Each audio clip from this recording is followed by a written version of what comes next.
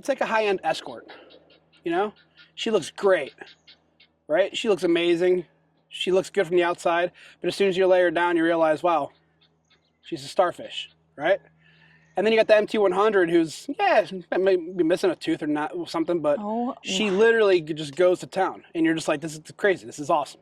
That's how the MT100 is compared to this guy. Try to put it in terms for the blue collar guy. We've had this thing for roughly 3 months now, right, Mo? Yeah.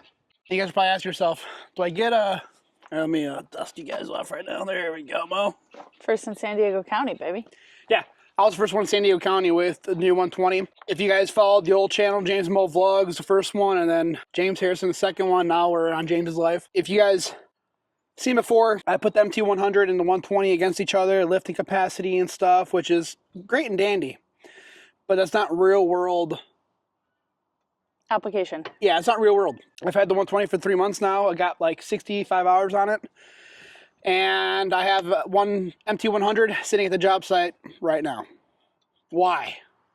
Ask me, why? Tell us why. Oh, sweetheart, let me tell you. This thing's great. Don't get me wrong. Problem is with this thing,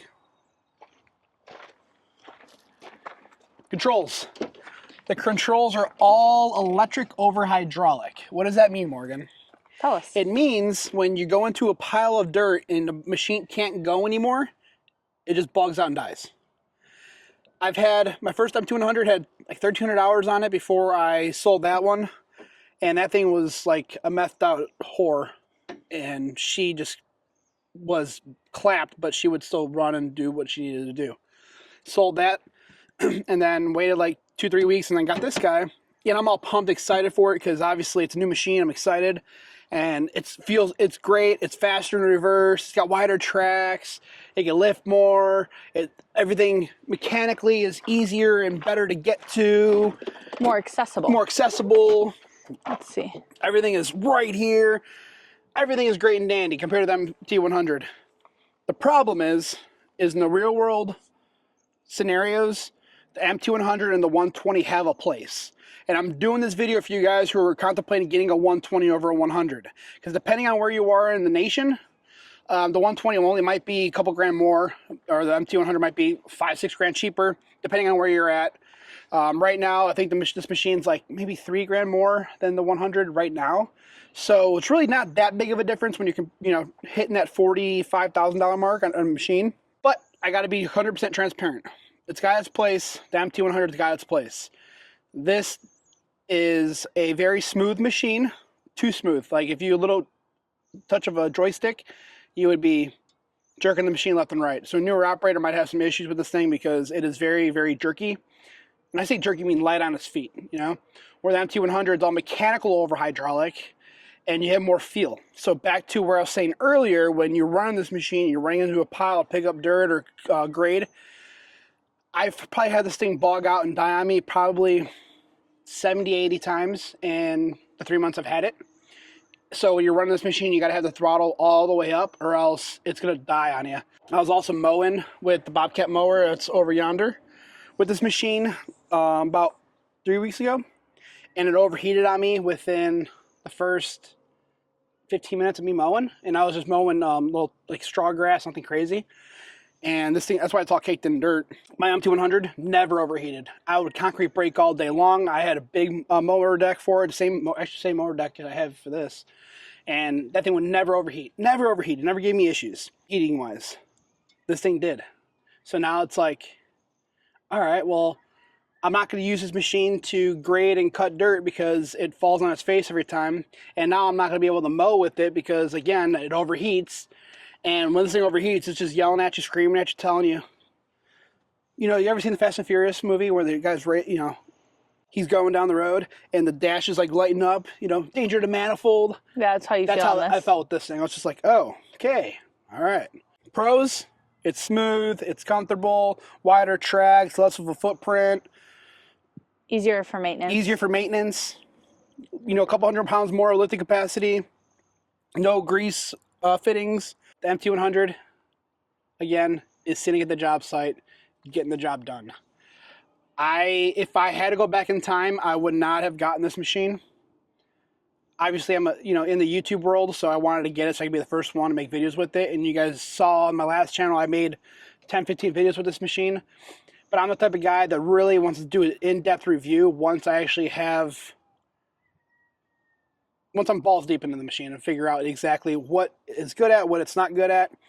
And to be completely honest with you, if this machine was 100 times better than the MT100, Bobcat would have stopped production on the 100 and just focused on the 120 because there's no reason to get the 100. But now I understand why Bobcat kept the 100 because, one, it's proven, it's very capable, it does everything you need it to do, parts are readily available, and it's just a stout little machine. I also think that when this hood is down, that's one of the things you dislike the most. Well, yeah, but I'm also pretty much... It's something important to take note of because of how big this is. If you were under 5'10", you're going to have a problem seeing over the top of this machine. If you're over 6 foot, you'll be fine. Not a big deal.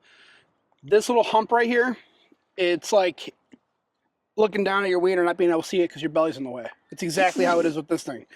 You can't see the corner of the buckets because this little hump right here, which makes sense because he had to bring the motor up so everything's more accessible. But it's a great machine for the most part. Is it better than 100? No. Yeah, but if you had to put this next to the MT100 and bring it to a job, knowing you had a backyard overhaul, right, and you're going to have to demo, haul out, bring in material, do all the things, which would you bring? I would bring both of them because they fit my trailer together, but here's the kicker. I would use the MT100 to concrete break and cut the dirt and stuff out of the, like the job we're at right now. The retaining wall where the MT100 is right now, I'll post a picture of where it's at. It's all DG, and the whole hill bank was all DG, and the MT just cut through it. And when it goes into when you go into a pile and the thing feels like it's overworked and you feel it kind of bogging down, you let up on the the joystick to bring the bucket up a little bit to kind of relieve some of the weight and stress on the machine. But when it's mechanical over hydraulic, you feel that. You can feel in your hand like, oh, it doesn't like doing that. When you go and try to turn and it's not wanting to turn because it can't turn, you feel that, right? Where this guy, it's like, oh, it's like, I don't know how to explain it. It's like it's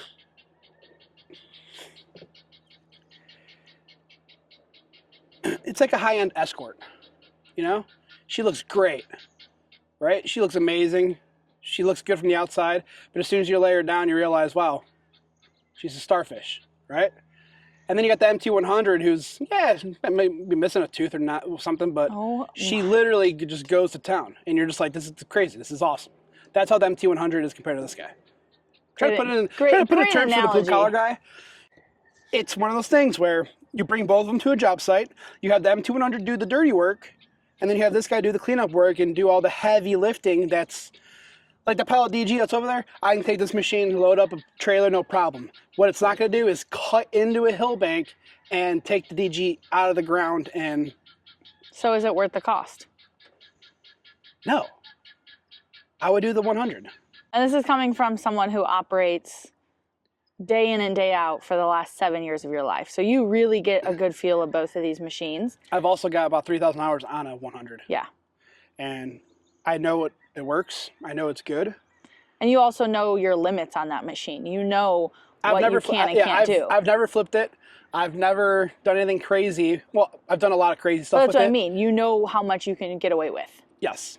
Like if Bobcat's looking for a test dummy on a new piece of equipment that they want to prototype, send it to me. Because I promise you, I will find its limitations. I will know exactly about that machine inside and out, and it's great.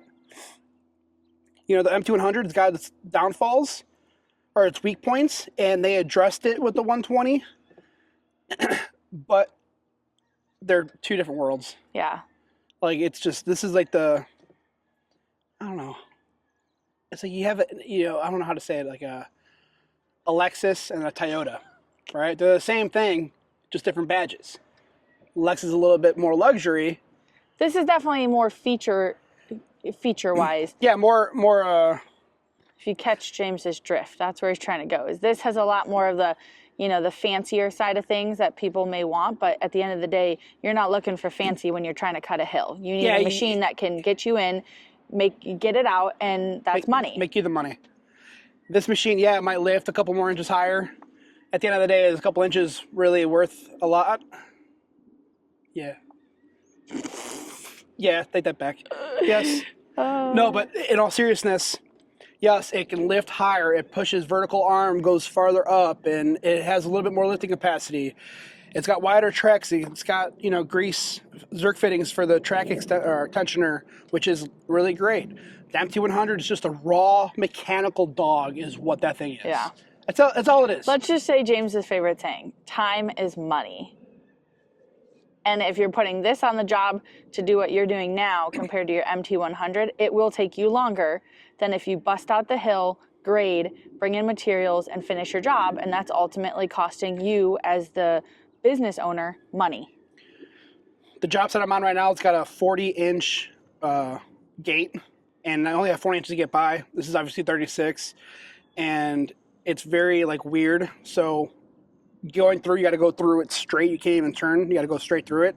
This machine, if I would have put one of my guys on it, they would have hit that gate all day long, because as soon as this thing catches like a little rock, any movement of the joystick, I'll show you an example right now. Look, come over here. Sorry. This too, this stupid code thing. Like, watch out.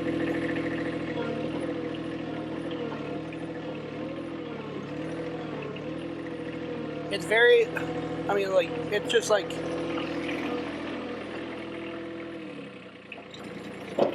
very, very jerky.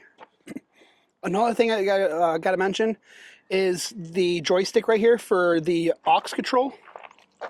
Auxiliary, you push the button, auxiliary, and this is like you're open for the, or turn off for the breaker or trencher. I don't know if there's a button on here that you could push to keep it like on. But when I was mowing, I had to sit there like this. Oh, that's annoying. Oh, my hand was literally ribbed. Where the 100, you push the pedal and the little joystick goes forward, and once it hits like a rock or something in the trencher, it turns off and pops it out. But this thing, I had to sit there and hold it. And also when you're braking, I thought, oh, this thing would be so nice. And you know, just put a little toggle switch. It sucks. It truly sucks, because every time you go to brake, you got to hold it down, and then I like having the handle, but you know, you move it pretty good with the little joystick. Mm-hmm. Little works and quirks, I guess you can say. But overall, if you are in the market for a new stand-on, I would save a couple grand and just get that 100. Yeah. Not that I don't like this machine. I like the machine. I don't love it. Yeah, and you love your MT100. Yeah. So much so that you got an MT100, even though you have this, because you were presented with a good opportunity. So you did take on an MT100. So you have both machines to utilize, but you would still pick that one. Yeah. Did I cover everything pretty much? I think so. I think you got the big things. If you guys have any questions, obviously comment below. But I'm trying to be transparent with you guys. Bobcat's not paying me to say anything. It's money. Obviously, if they're paying me, I'll tell you this thing's the best thing ever, right? But they're not, so I can say whatever the hell I want. Did they do a good job with this machine? Yes. Is it perfect?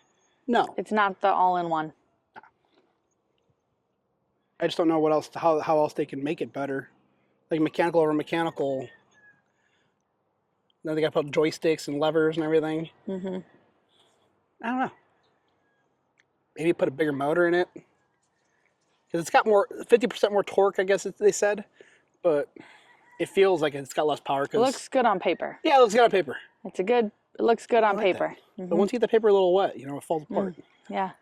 But thanks for watching, guys. Please like, share, subscribe. And if you guys have any questions or want me to do videos with the two machines side to side, kind of sucks I don't have any of my old videos I can post on the new channel.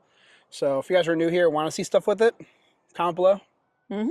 Make sure you subscribe. Help me like, share, and subscribe. Help me grow this channel. Grow it. It's all right. It's okay. It's all right.